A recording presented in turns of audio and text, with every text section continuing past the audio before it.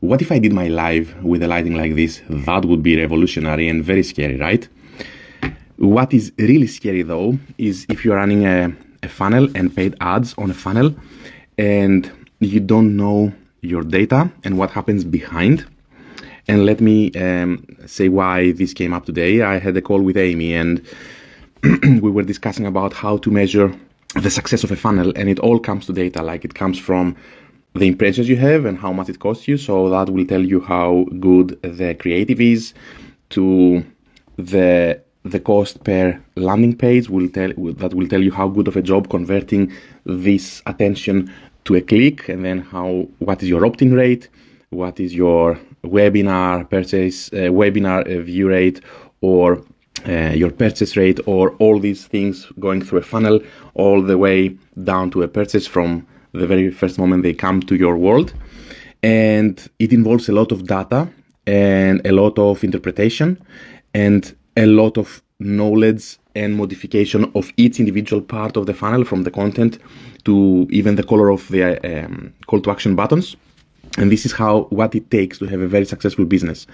So I wanted to touch on something that we actually discussed today on the call, and it has to do with going very strong on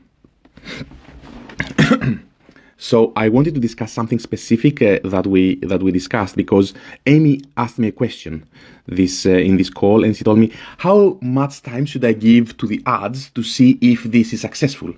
And my answer is, you don't need to give a specific amount of time. You need to give it a specific amount of data so you can actually measure it and see what's wrong. Meaning, let's say you're running ads to a product page or ads to anything really. Decide what is your threshold of what you want to measure, something like 10,000 impressions, and see what happened within these 10,000 impressions of your ads in total. Meaning, 10,000 people saw your ad, how many people consumed how much, how many people clicked, how many people opted in, how many people added to cart, or how many people purchased. Now this will be your baseline, the first 10,000.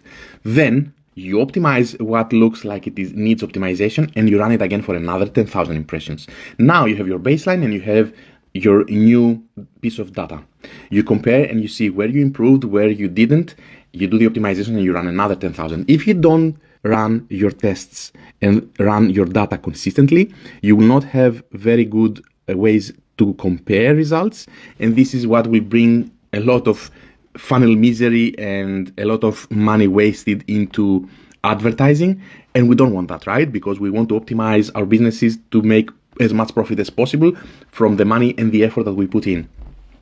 So with this, I finish this live.